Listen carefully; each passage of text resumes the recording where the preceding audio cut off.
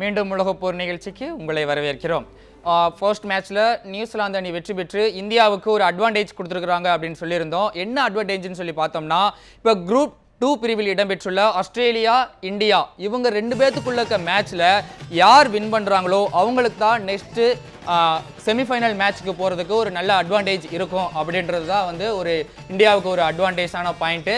நம்ம இப்போ India versus Australia மேட்சை பற்றி நல்லா பார்த்துருப்போம் அப்படின்னு நினைக்கிறோம். அதற்கு அடுத்தபடியாக குரூப் 1ல் இடம்பெற்றிருக்கிற south Africa versus England match இன்னைக்கு நடைபெற இருக்கிறது. சவுத் ஆப்பிரிக்கா, இங்கிலாந்து ரெண்டுமே வந்து ஒரு மிகப்பெரிய ஒரு நல்ல டீம் தான் அப்படின்னு சொல்லணும். இந்த 2 பேர்த்துல யார் வின் பண்ணுவாங்க அப்படின்றத நம்ம T20 மோகன் வந்து ப்ரிடிக்ஷன் பண்ணியிருக்கிறாரு. அதை பார்த்துட்டு வந்துடலாம்.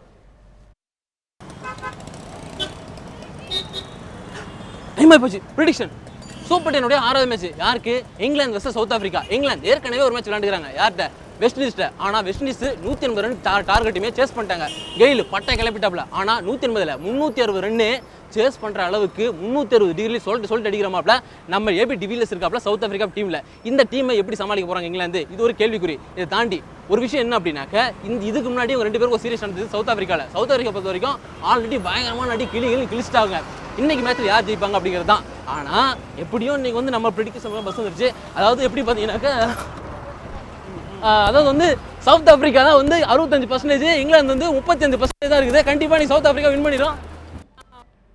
நம்ம T20 மோகன் சொன்ன மாதிரி சவுத் ஆப்பிரிக்காவுக்கு 65%, இங்கிலாந்துக்கு 35% கொடுத்துருக்காரு. இருந்தாலும் 2 டீமுமே ஒரு டஃப்பான டீம் தான். இன்னைக்கு மேட்ச்ல வந்து ரொம்ப டஃப் கொடுப்பாங்க 2 பேருமே அப்படின்றதா வந்து ஒரு நிதர்சனம் நம்ம பார்த்துருந்தோம். நம்ம இந்த சவுத் ஆப்பிரிக்கா வர்சஸ் இங்கிலாந்து மேட்ச்ல 2 டீம்லேயே ஒரு அதிரடி மன்னர்கள் இருக்கிறார்கள். சவுத் ஆப்பிரிக்கா டீமை வந்து பார்த்தோம் அப்படின்னா நம்ம ஆஸ்திரேலியா டீம் மாதிரி தான் ஜாம்பவான்கள் மாதிரி ஏபி டிவிலியர்ஸ், டுப்ளிசிஸ், அதுக்கப்புறம் மில்லர் இருக்காரு. மில்லர் இந்த மாதிரி ஒரு நல்ல பிளேயர்ஸ்லாம் இருக்கிறாங்க. நம்மளுடைய இங்கிலாந்து டீமே குறைச்சி இடப்பட முடியாது. வெஸ்ட் இண்டீஸ்க்கு ஆப்போசிட்டாக 182 டார்கெட் கொடுத்துருந்தாங்க. இந்த 2 டீமை பற்றியும் நீங்கள் எப்படி நினைக்கிறீங்க? இந்த மேட்ச் எப்படி இருக்கும்? 2010ல் வந்து இங்கிலாந்து வந்து யாருமே எதிர்பார்க்காத நேரத்தில் அந்த டீம் வந்து T20 வேர்ல்டு கப் ஜெயிச்சுது. அதுக்கு காரணம், முக்கிய காரணம் யார் இருந்தது? Kevin Pietersen. கண்டிப்பா. இப்போ வந்து ரீசெண்டாக என்ன சொல்றாங்க ரசிகர்கள் அப்படின்னா, கெவின் பீட்டர்சன் டீம்ல இருந்து போனதுக்கு அப்புறம் இங்கிலாந்து டீமுடைய வெற்றி சதவிகிதம் குறைந்துகிட்டே வருது. பீட்டர்சன் வந்து நல்லா ஜெயிச்சு கொடுத்தாரு. அவர் வந்து வந்தது சவுத் ஆப்பிரிக்காவிலேருந்து வந்தார், இங்கிலாந்தில் இதானார், நல்லா வெற்றி பெற்றார். அதுக்குள்ளே என்ன பாலிடிக்ஸ் எது பண்ணாங்களோ கெவின் பீட்டர்சனை டீம் விட்டு அனுப்பிட்டாங்க, இல்லை அவரை டிஸ்டர்ப் பண்ணிட்டாங்க. அந்த டீம் வந்து அதுக்கப்புறம் இதாகிடுச்சு. இப்போ பார்த்தீங்கன்னா இங்கிலாந்து டீம் எப்படின்னா, எப்போதும் அந்த டீமை ஒன்றும் நம்ப முடியாது. நல்லா விளையாண்டுட்டு இருப்பாங்க, திடீர்னு சீட்டு கட்டு மாதிரி படன்னு விக்கெட் விழுந்துடும், திடீர்னு இதாகிடும். இப்போ சவுத் ஆப்பிரிக்காவை நீங்கள் எடுத்துக்கிட்டிங்கன்னா, மற்ற எல்லா T20 வேர்ல்டு கப்புக்கு விட இந்த தடவை டீம் வந்து ரொம்ப ஸ்ட்ராங்கான டீம் இருக்குது. ஏபி டிவிலியர்ஸ், நம்ம கெயிலுக்கு அப்புறம் ரசிகர்களின் ஆரவாரமும் ஆர்ப்பாட்டமும் ரசிகர்களின் ஏகபத்திய பாராட்டும் பெற்ற ஒரு கதாநாயகன் யாருன்னா ஏபி டிவிலியர்ஸ். நீங்கள் எந்த பக்கம் பந்த போட்டாலும் அந்த பக்கம் அடி பொழந்து கட்டக்கூடிய மகா. அது ஃபர்ஸ்ட் பால் சொல்லட்டி அடிக்கிறவர். நீ எங்கே போடுங்க, எந்த இடத்துல போட்டாலும் அங்கே ஃபுட் வைப்பார், அங்கே போட்டாலும் இங்கே ஃபுட் வைப்பார். 360 டிகிரி எல்லா டிகிரிலையுமே அடிக்கக்கூடிய மகான் பெரிய ஆம்பளா இருக்கார், மில்லர் இருக்கார், டூப்ளிசிஸ் இருக்காங்க.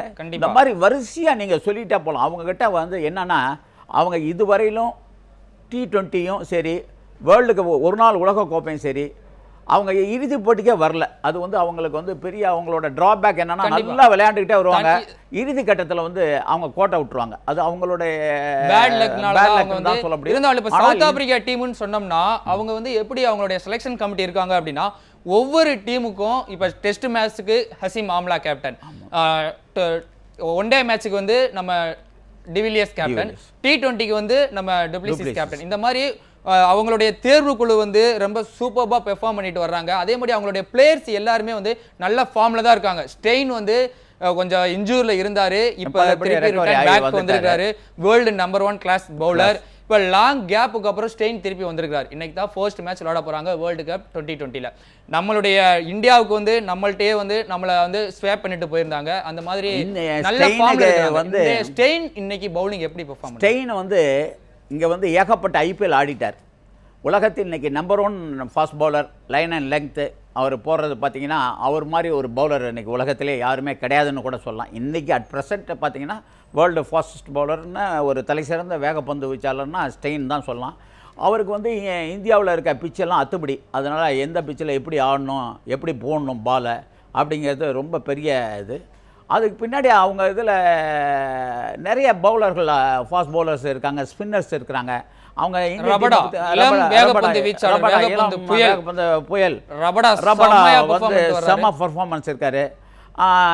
கண்டிப்பா நம்ம சவுத் ஆப்பிரிக்கா டீம் பத்தி நல்லா பார்த்துட்டோம். பேட்டிங்லயும் சரி பவுலிங்லயும் சரி ரொம்ப அசைக்க முடியாத டீமா வந்து சவுத் ஆப்பிரிக்கா டீம் இருக்குன்றது நம்ம வந்து ஒரு நிதர்சனமான உண்மைதான். அதே மாதிரி இங்கிலாந்து டீம்லயும் வந்து சாதாரணமான பிளேயர்ஸ்லாம் இல்லை. வெஸ்ட் இண்டீஸுக்கு ஆப்போசிட்டாவே வந்து அவங்க ஒரு 182 ரன் ஸ்கோர் பண்ணியிருக்கிறாங்கன்றது வந்து அவங்க நல்ல ஃபார்ம்ல இருக்கிறாங்கன்னு சொல்லுது. Joe Root Buttler Morgan Joe ரூட்டோடைய பெர்ஃபார்மன்ஸ் ரொம்ப சூப்பர்பா இருக்குன்னு தான் சொல்லிட்டு இருக்கோம். அதே மாதிரி யான் மோகனுடைய கேப்டன்ஷிப் வந்து நல்லா தான் இருக்கு. இருந்தாலும் அவர் சின்ன சின்ன மிஸ்டேக்னால தான் நம்ம ஃபர்ஸ்ட் மேட்ச் லூஸ் பண்ணாங்க அப்படின்ற ஒரு கருத்து நிலவுது. இதை பற்றி நீங்கள் என்ன? இல்லை, அங்கேயே 4 நல்ல பேட்ஸ்மேனுங்க இருக்காங்க, நல்லா விளையாடுறது. ரூட், மோர்கன், அப்புறமா வந்து பட்லர், ஹில்ஸ், இவங்க எல்லாமே தலை சிறந்த பேட்ஸ்மேன் தான். ஆல்ரவுண்டர் பர்ஃபார்மன்ஸ் தான். இந்த போட்டி வந்து எனக்கு தெரிஞ்சு ஒரு நல்ல இரு அணிகளும் சமபலத்தோட தான் மோதும். கண்டிப்பா. அதுல இந்த இங்கிலாந்து டீம்ல வந்து ஸ்டுவர்ட் பிராடை இறக்கல. ஆமா, ஏன்னா நம்ம யுவராஜ் சிங் 6 பால் 6 அடிச்ச ஸ்டுவர்ட் பிராடை வந்து இந்த மேட்ச்ல இறக்கல. என்ன காரணம்னு நீங்க நினைக்கிறீங்க? ஏன்னா ஸ்டுவர்ட் பிராட் வந்து நம்மளுடைய ஆஸ்திரேலியாவுக்கு எதிராக விளையாண்டுகிட்டு இருக்கிறப்ப வந்து சூப்பர்வா பெர்ஃபார்ம் பண்ணியிருந்தாரு. பவுலிங்ல டெஸ்ட்ல, ஆஷஸ் டெஸ்ட்ல 8 விக்கெட் எடுத்திருந்தாரு. இந்த 2020ல எதனால இறக்கலன்னு நீங்க நினைக்கிறீங்க? இல்ல, அவர் வந்து அவர் இல்லாதது அவங்களுடைய கண்டிஷனுக்கு வந்து பிராடோட பவுலிங்கை வந்து நல்லா எல்லாம் ஸ்டடி பண்ணிட்டாங்க. எல்லாருக்குமே பார்த்தீங்கன்னா இந்த பொதுவாக அந்த மேட்சஸில் நீங்கள் ஒன்று கவனிச்சிங்கன்னா ஒன்று நல்லா தெரியும். அதாவது பழக்கப்பட்ட பவுலர்களை விட புது புது பவுலர்களை நிறைய இன்ட்ரோடியூஸ் பண்ணி விடுறாங்க. ஏன்னா புது பவுலர் எப்படி போடுவாங்க, என்ன பண்ணுவாங்க அப்படிங்கிறது தெரியாது. அதில் ஈஸியாக அவுட் ஆகிடுவாங்க. புது பவுலர்கள் வந்து அனுபவம் இல்லாதவங்க என்ன மாதிரி போடுவாங்க, ஏது அன்னைக்கு பார்த்தீங்கன்னா சுரேஷ் ரெய்னா எங்கெங்கேயோ போட்டு எப்படி போட்டு அவர் ஸ்டம்பிங் பண்ணிட்டாரு.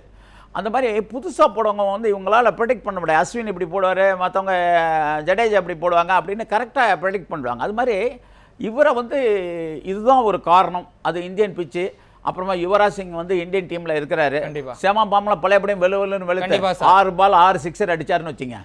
இன்றைய மேட்ச்ல வந்து ரொம்ப சூப்பர்பான மேட்ச் நம்ம பார்த்து முடிச்சிட்டோம். ஒரு ஷோ பார்த்து முடிச்சிட்டோம். நெக்ஸ்ட் ஷோ பார்க்கறதுக்கு எல்லாருமே ரெடி ஆகிட்டு வர்றாங்க.